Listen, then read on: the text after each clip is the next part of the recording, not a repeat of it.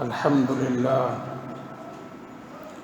لله نحمده ونستعينه ونستغفره ونؤمن به ونتوكل عليه ونعوذ بالله من شرور أنفسنا ومن سيئات أعمالنا من يهد الله فلا مضل له ومن يضلل فلا هادي له ونشهد أن لا إله إلا الله وحده لا شريك له ونشهد أن سيدنا وسندنا ومولانا محمدا عبده ورسوله فقد قال الله تبارك وتعالى في القرآن المجيد أعوذ بالله من الشيطان الرجيم بسم الله الرحمن الرحيم وإذ ابتلى إبراهيم ربه بكلمات فأتمهن صدق الله العظيم رب اشرح لي صدري ويسر لي أمري واحلل عقدة من لساني يفقه قولي۔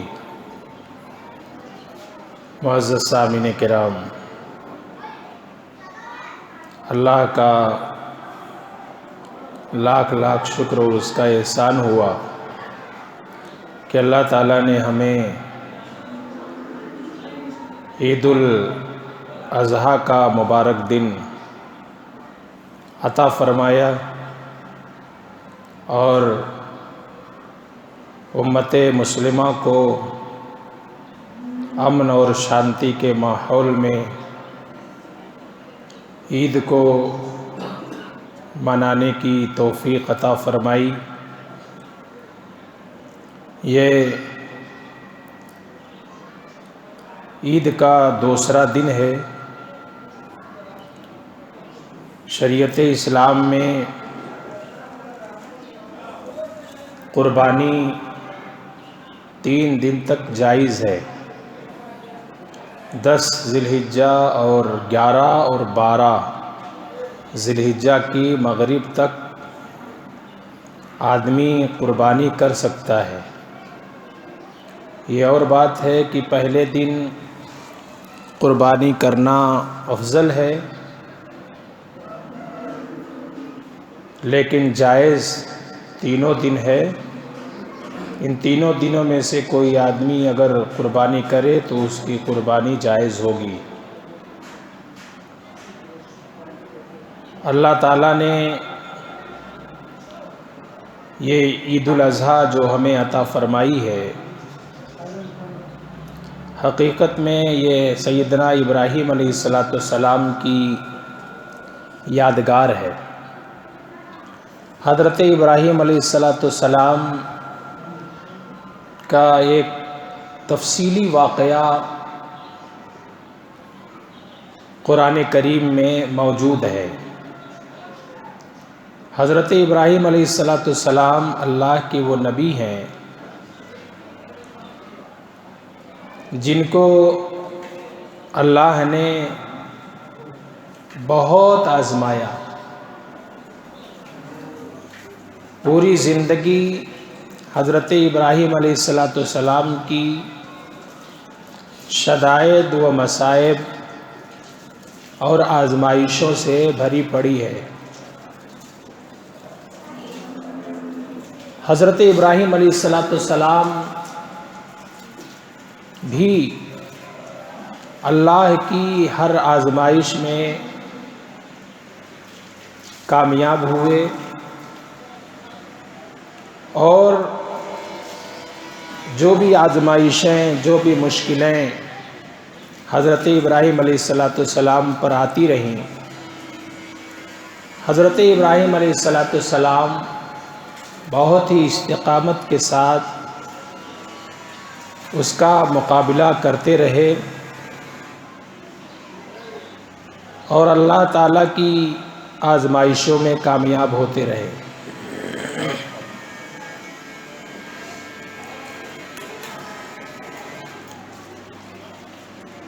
حضرت ابراہیم علیہ السلام کی پیدائش جس ماحول میں ہوئی ہے، کتابوں میں لکھا ہے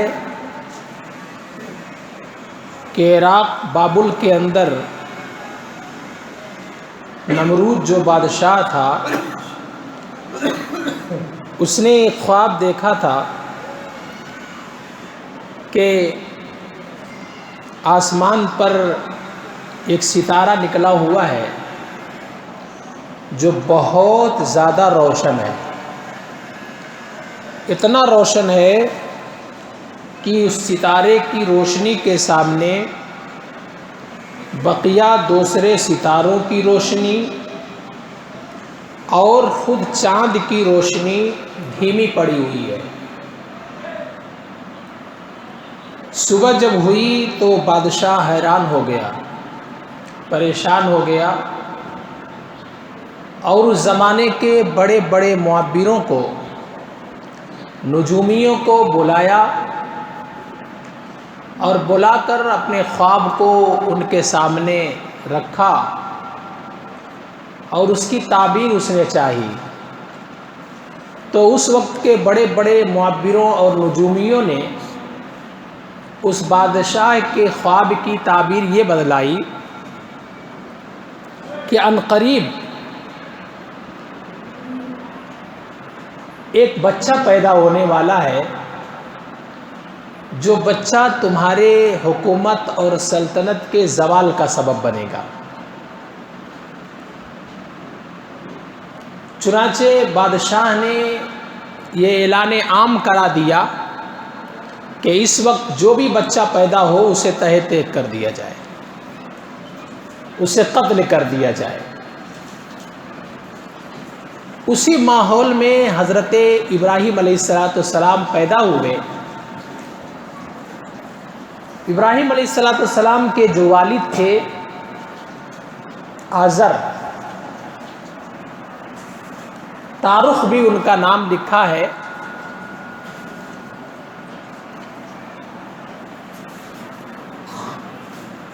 بت پرست تھے۔ بت پرست ہی نہیں تھے بلکہ بت گر تھے، بت فروش تھے، بت کی پوجا بھی کرتے تھے، بتوں کو اپنے ہاتھوں سے بناتے بھی تھے، اور انہی بتوں کی خرید و فروخت بھی کرتے تھے۔ بتوں کو بنا کر اسے بیچ کر اپنی زندگی بھی گزارتے تھے۔ تو ایسے بت گر کے گھر میں ابراہیم علیہ السلام پیدا ہوئے اور ایسے ماحول میں پیدا ہوئے۔ ابراہیم علیہ السلام کے والدین نے جب دیکھا ایسا اعلان ہو چکا ہے تو پیدائش سے پہلے ایک پہاڑ کے غار کو جا کر کے دیکھ لیا کہ جب پیدائش کا وقت ہوگا تو یہاں پر آ جائیں گے۔ چنانچہ اس غار میں ان کی والدہ پیدائش کے وقت میں چلی گئیں اور بچہ پیدا ہوا۔ پھر وہاں سے بچے کو چھوڑ کر آ بھی گئی۔ جب ضرورت پیش آتی تھی تو غار میں جاتی تھی ان کی والدہ، بچے کو دودھ پلاتی تھیں اور آ جایا کرتی تھیں۔ اس طریقے سے بچہ وہی غار میں پرورش پاتا رہا اور بادشاہ وقت کے عقاب سے وہ بچہ بچ گیا۔ حقیقت میں یہ تو مشیت خداوندی تھی، رب کی حکمت تھی۔ جسے رب رکھے اسے کون چکھے، جس کو اللہ محفوظ رکھنا چاہے اسے دنیا کی کون سی طاقت ختم کر سکتی ہے۔ بس اللہ تعالیٰ نے ان کے والدین کے دماغ میں ایسی بات ڈالی تھی، انہوں نے اس قدر جا کر غار کا انتظام کر لیا، غار میں جگہ بنا لی اور وہاں پر بچے کو ان کی والدہ نے جنم دیا اور وہیں پر بچے کو چھوڑ دیا۔ چھوڑ کے آ بھی جایا کرتی تھی اپنے گھر میں، اور وقت وقت پر جا کر بچے کو دودھ پلایا کرتی تھی۔ کتابوں میں اس قسم سے باتیں لکھی ہوئی ہیں۔ پھر ایک وقت وہ آیا کہ جب اس کا حکم ختم ہو گیا، بادشاہ نے سمجھا کہ اب تو جو بچہ میرے حکومت کے زوال کا سبب بننے والا تھا وہ تو مار دیا جا چکا ہوگا، چنانچہ وہ حکم بھی ختم ہو گیا۔ تو ابراہیم علیہ السلام کے والدین نے آپ کو گھر میں لا کر کے رکھ لیا۔ ابراہیم علیہ السلام نے ایسے ماحول میں آنکھیں کھولی ہیں کہ دیکھتے ہیں کہ ہر طرف بت پرستی ہے، آتش پرستی ہے، اور خدا کو چھوڑ کر معبودان باطل کو انہوں نے اپنے ہاتھوں سے بنا رکھا ہے، تراش رکھا ہے، اس کی پوجا کرتے ہیں، اس کے سامنے اپنے ماتھے کو ٹیکتے ہیں۔ ابراہیم علیہ السلام جب سن شعور کو پہنچے تو انہوں نے اپنے والدین کو اور اپنی قوم کو سمجھانا شروع کیا، لیکن نہ تو والدین سمجھ رہے ہیں نہ تو قوم سمجھ رہی ہے۔ قسم قسم کے پیرائے سے ابراہیم علیہ السلام نے اپنی قوم کو سمجھایا ہے۔ کبھی ابراہیم علیہ السلام تبلیغ کا ایک اچھوتا اور نرالا انداز اپناتے ہوئے یہ انداز اپناتے ہیں، کہتے ہیں فلما جن علیہ اللیل رأى کوکبا، جب رات ہوئی تو ابراہیم علیہ السلام نے آسمانوں پر ستاروں کو جھلملاتا ہوا دیکھا تو کہا ھذا ربی، کہ یہ میرا رب ہے۔ فلما افلا، لیکن جب دن ہوا وہ ستارے بے نور ہو گئے تو ابراہیم علیہ السلام نے فرمایا لا احب الآفلین، کہ میں بے نور ہو جانے والے سے محبت نہیں کرتا ہوں، وہ میرا خدا نہیں ہو سکتا ہے، وہ میرا رب نہیں ہو سکتا ہے۔ اور اس کے بعد قرآن میں آیت ہے فلما رأى القمر بازغا قال ھذا ربی، اور جب ابراہیم علیہ السلام نے چاند کو دیکھا کہ روشن ہے تو فرمایا کہ ھذا ربی، یہ میرا رب ہے۔ فلما افلا قال لئن لم يهدني ربی لأکونن من القوم الضالین، اگر میرا رب مجھے ہدایت نہ دیتا تو میں بھی گمراہ قوموں میں سے ہو جاتا۔ فلما افلا، جب وہ بھی بے نور ہو گیا، دن ہوا، سورج کی روشنی آئی تو چاند کی روشنی اس کے سامنے غائب ہو گئی، تو فرمایا لئن لم یہدینی ربی، اگر میرا رب میری رہنمائی نہ کرتا، میرا رب مجھے ہدایت نہ دیتا، لاکونن من القوم الضالین، تو میں ضال یعنی گمراہ قوموں میں سے ہو جاتا۔ اور اس کے بعد اللہ کا کلام کہتا ہے فلما رأى الشمس بازغۃ، جب ابراہیم علیہ السلام نے سورج کو روشن دیکھا قال ھذا ربی، فرمایا کہ یہ میرا رب ہے، ھذا اکبر، یہ بہت بڑا ہے۔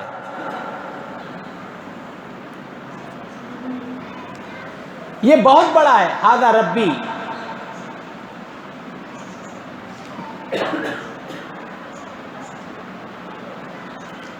فلما رأى الشمس بازغۃ قال ھذا ربی ھذا اکبر،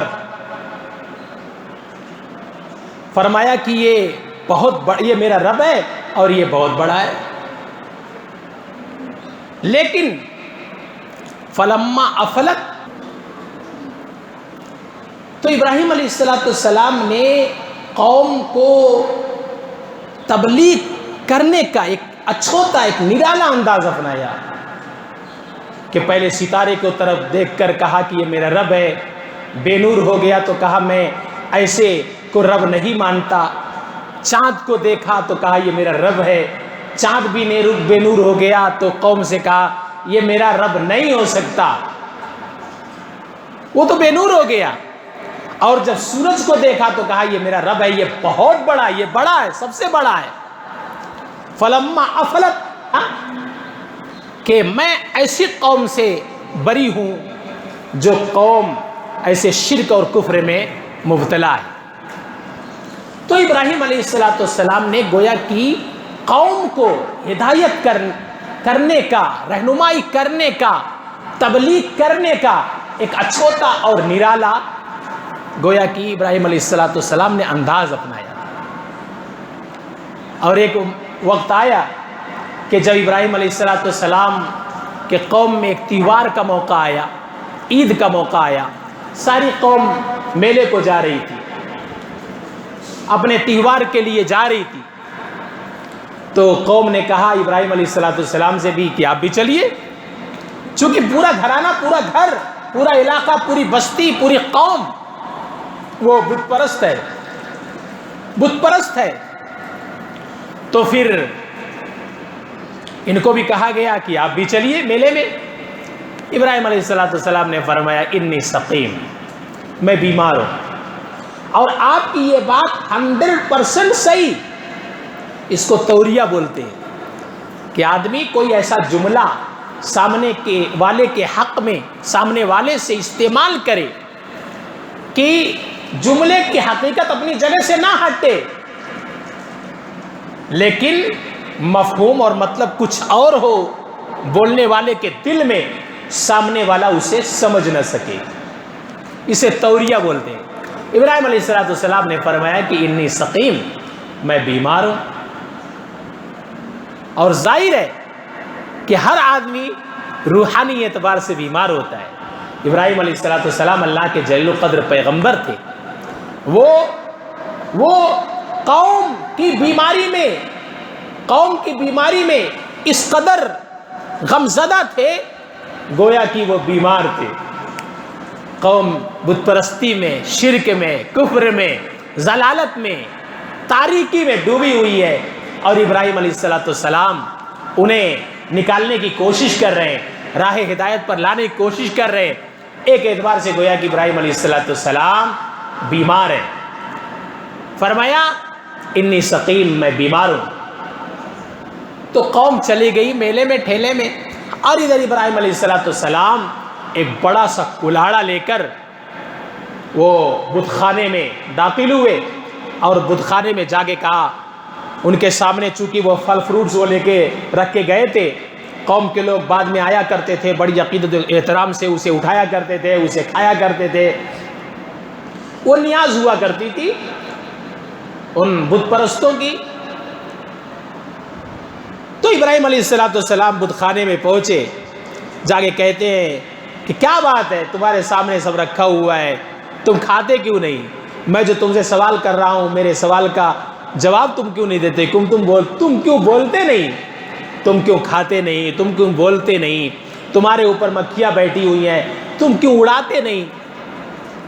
ابراہیم علیہ السلام اس طریقے سے جب کچھ جواب نہیں دیتے ہیں تو کلہاڑا جو لے کر کے گئے تھے، اس کلہاڑے کے ذریعے سے کسی کا سر پھوڑا، کسی کا ہاتھ توڑا، اور کسی کا پاؤں توڑا۔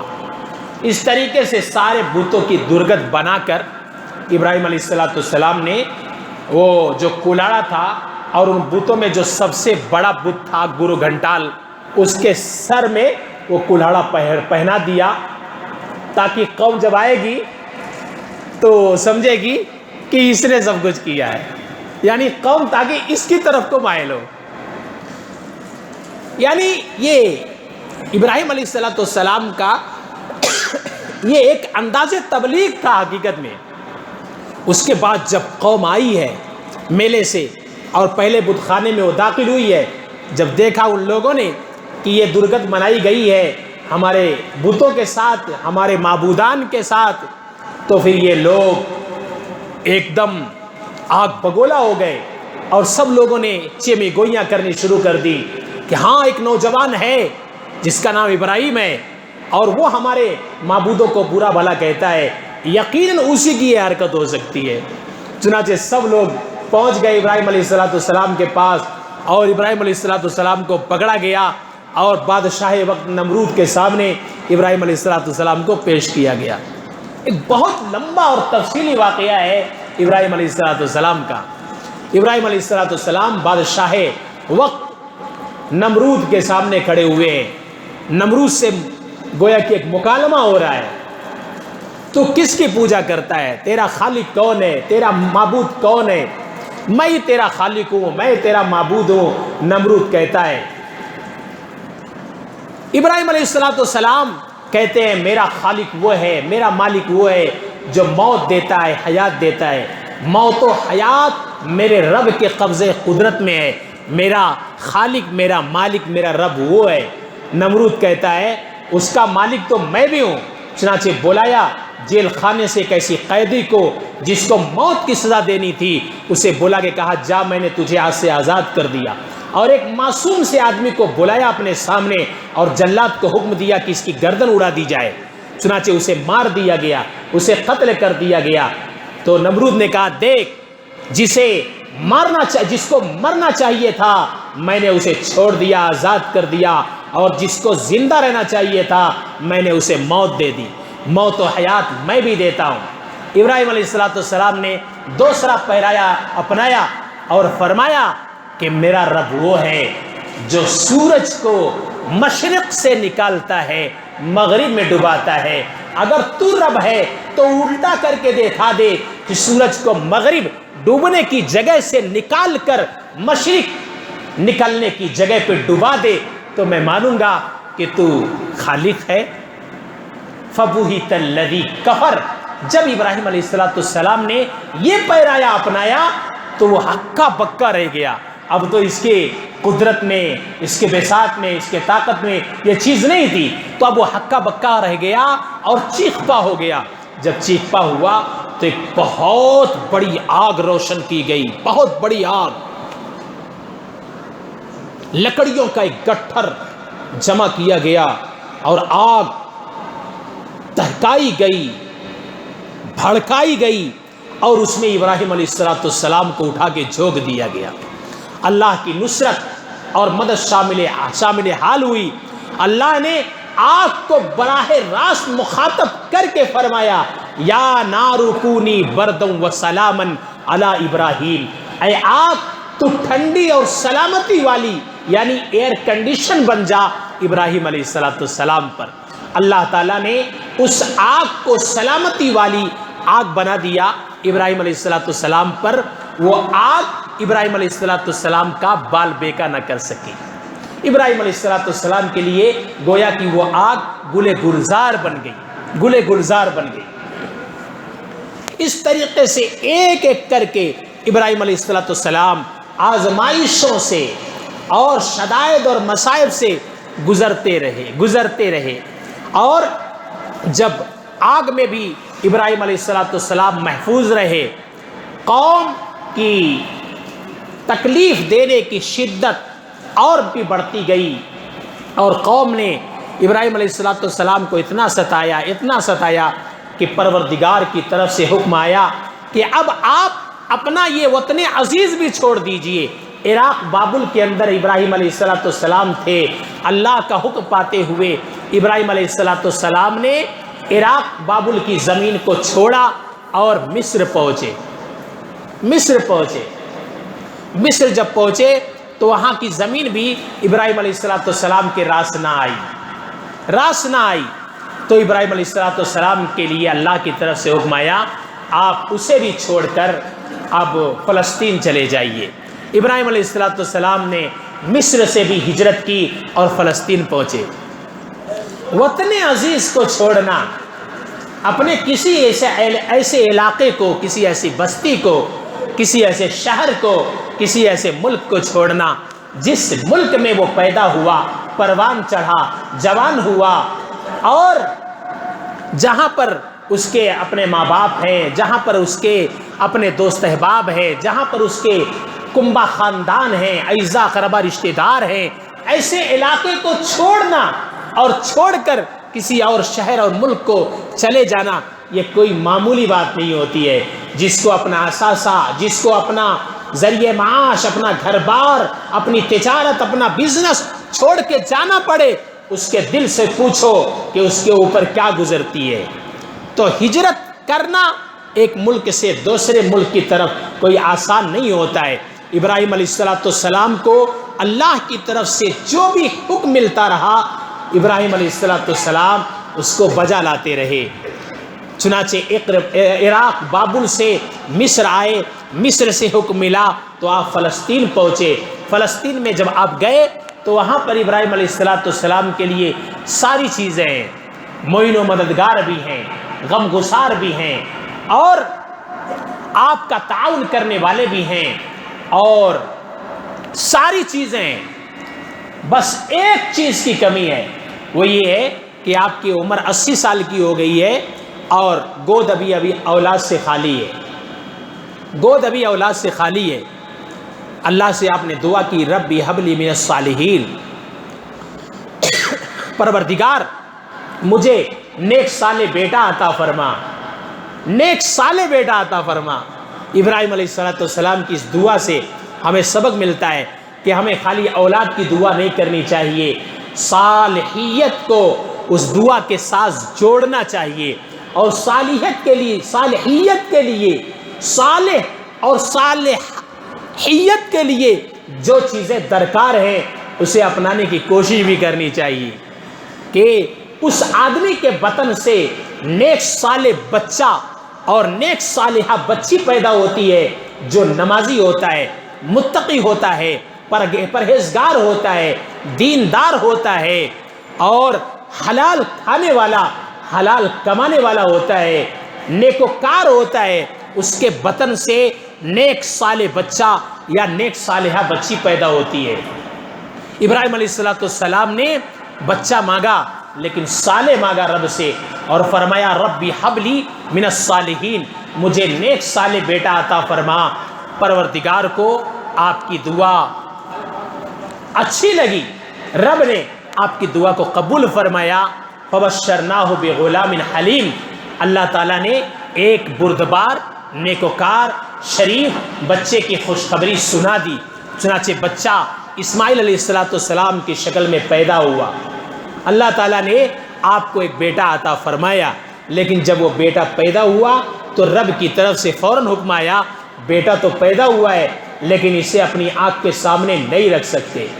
آپ کی ایک اور بیوی تھی جو پہلی بیوی تھی، جو عراق کی تھی، حضرت سارہ عراقیہ، اور آپ کی ایک بیوی تھی حضرت ہاجرہ مصریہ، مصر کی رہنے والی تھی۔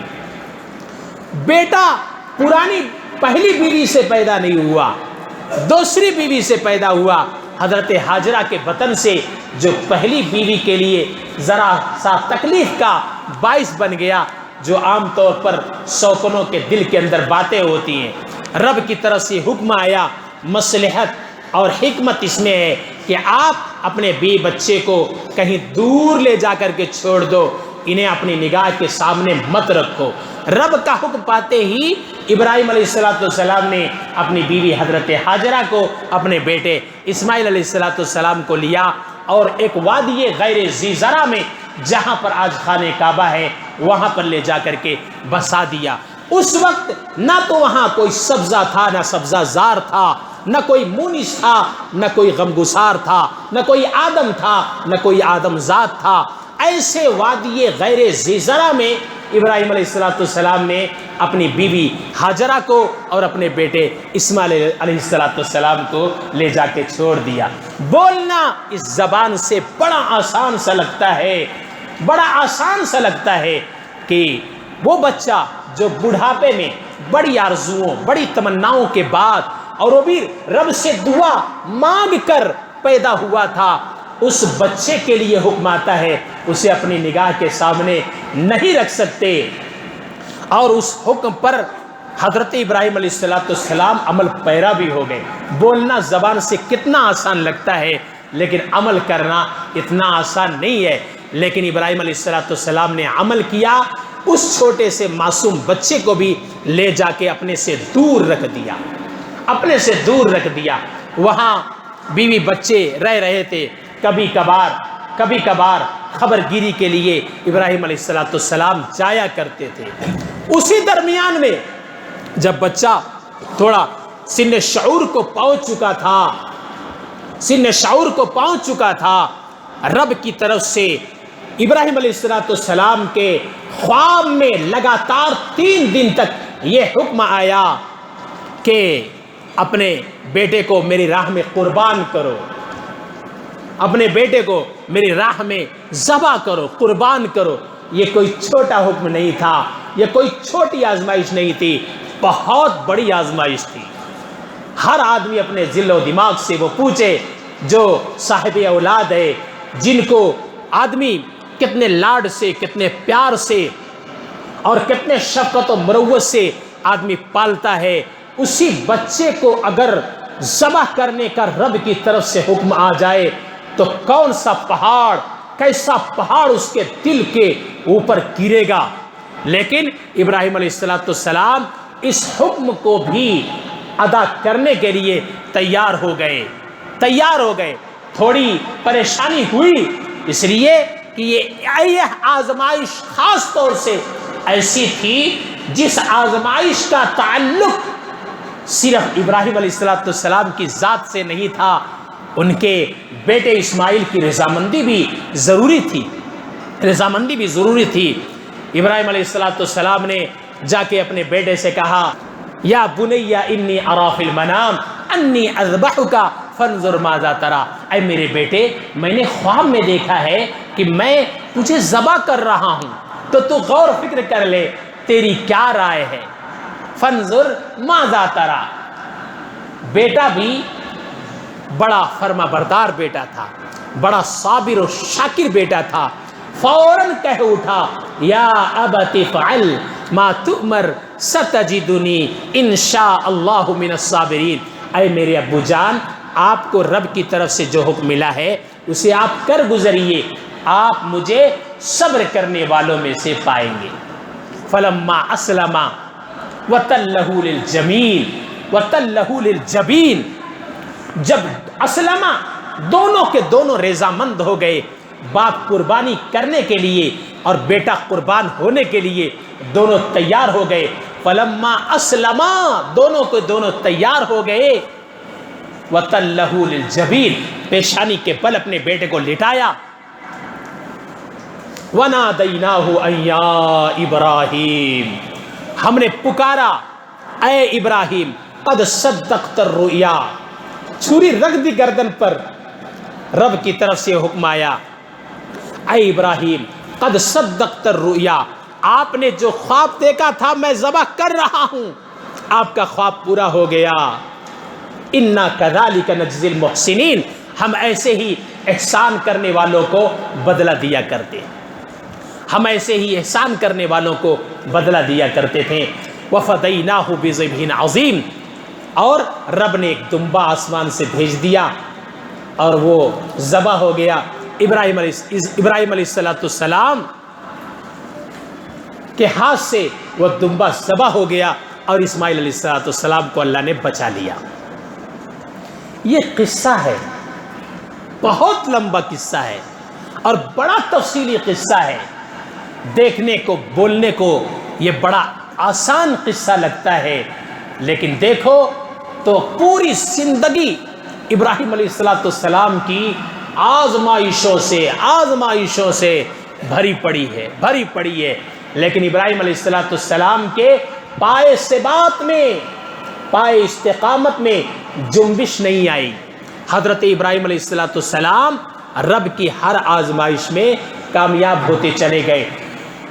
مشکلوں کا, شدائد و مصائب کا مقابلہ کرتے چلے گئے. آج ہم اور آپ تھوڑی سی مشکل آ جاتی ہے, تھوڑی سی پریشانی اگر آ جاتی ہے تو ہم بے صبرے ہو جاتے ہیں, بے چین ہو جاتے ہیں. بے قرار ہو جاتے ہیں اور نہ جانے کیسی کیسی باتیں اپنی زبان سے ہم نکالنا شروع کر دیتے ہیں۔ گھر میں ایک سے دو بار گھر میں کوئی بیمار پڑ جائے، کوئی ایک سے دو بار مشکل پریشانی آ جائے، کوئی تھوڑا سا حادثے کا شکار ہو جائے تو ہم بے صبری کا ناشکری کا جملہ زبان سے نکالنے لگتے ہیں۔ کیا مصیبت کے لیے ہمارا ہی گھر رہ گیا تھا؟ کیا بیماری کے لیے ہمارا ہی بیٹا رہ گیا تھا؟ کیا ان مشکلوں کے لیے ہم ہی رہ گئے تھے؟ کیا اس مہلک بیماری کے لیے میری ہی بیوی رہ گئی تھی؟ کیسے کیسے جملے ہم اپنی زبان سے نکال دیتے ہیں۔ یہاں رب کا انداز ہے کہ رب اپنے چہیتے، اپنے لاڈلے، اپنے قریبی بندوں کو آزماتے ہیں، دکھ دے کر، مصیبت دے کر، تکلیف دے کر، پریشانی دے کر، کبھی خوف دے کر، کبھی بھوک دے کر، کبھی پھلوں میں کمی کر کر، کبھی باغات اور کھیتی باڑی میں نقصان کو پیدا کر کر، کبھی جان کا اتلاف کر کر رب آزماتے ہیں اور دیکھنا یہ چاہتے ہیں کہ میرے بندوں میں سے کون بندہ صبر کا دامن ہاتھ سے پکڑتا ہے، اور جس کے اوپر مصیبت آتی ہے، آفت آتی ہے، تکلیف آتی ہے، پریشانی آتی ہے، اور ان پریشانیوں میں وہ یہ کہہ دیتا ہے انا للہ و انا الیہ راجعون، بے شک ہم اللہ ہی کے ہیں اور بے شک ہم رب ہی کی طرف لوٹ کر جانے والے ہیں۔ تو رب کی طرف سے بشارت دی جاتی ہے، صبر کرنے والوں کے لیے رب کی طرف سے خوشخبری سنائی جاتی ہے۔ ہمیں چاہیے کہ ابراہیم علیہ السلام کے اس واقعے سے سبق لیں۔ ہمیں چاہیے کہ ابراہیم علیہ السلام کے واقعے سے ہم نصیحت لیں۔ ابراہیم علیہ السلام اللہ کے نبی، جیسے ہر موڑ پر ابراہیم علیہ السلام نے صبر کیا، مصیبت اور تکلیف پریشانی رب کے خاطر آپ نے برداشت کی، آگے چل کے رب نے اپنے اس نبی کو اپنا خلیل بنایا، اپنا دوست بنایا۔ اگر ہم بھی مصیبتوں کو، تکلیفوں کو، پریشانیوں کو اللہ کی آزمائش سمجھ کر جھیلیں گے، برداشت کریں گے، اللہ ہمیں بھی اپنا قریبی، چہیتا، لاڈلا بندہ بنائیں گے۔ اللہ ہمیں کہنے اور سننے زدہ سمجھنے کی اور اس پر ہم تمام کو عمل کی توفیق عطا فرمائے، اور ابراہیم علیہ السلام کے واقعے سے ہمیں نصیحت لینے کی اور عبرت لینے کی اور سبق حاصل کرنے کی اللہ ہمیں توفیق عطا فرمائے۔ اور جو ہم قربانیاں پیش کر رہے ہیں رب کے دربار میں، انہی نیتوں سے قربانی کرنے کی اللہ ہمیں توفیق و سعادت عطا فرمائے کہ اس جذبے سے ہم رب کے دربار میں قربانی پیش کریں کہ گویا کہ ہم رب سے ایک معاہدہ کر رہے ہیں، رب سے ایک وعدہ کر رہے ہیں، اے پروردگار، آج تیرے حکم پر اپنے گاڑھی کمائی سے لائے ہوئے جانور کو آپ کے راستے میں قربان کر رہے ہیں۔ یہ تو ایک اگزامپل، ایک نمونہ ہے۔ رب، اگر تیرا حکم آئے گا، تیرے دین کا تقاضا ہوگا، تیرے نبی کی شریعت کا تقاضا ہوگا، تیرا تقاضا ہوگا، تیرے نبی کے ناموس کا تقاضا ہوگا کہ ہم اپنی ہر ایک چیز کو تیرے راستے میں قربان کریں، تو ہم ساری چیزیں اپنی شان، اپنی آن بان اور اپنا گھر بار، اپنی جائیداد، اپنی آل اولاد، یہاں تک کہ اپنی جان بھی ہم قربان کرنے کے لیے تیار ہیں۔ اللہ اسی جذبے سے قربانی پیش کرنے کی توفیق عطا فرمائے۔ وآخر دعوانا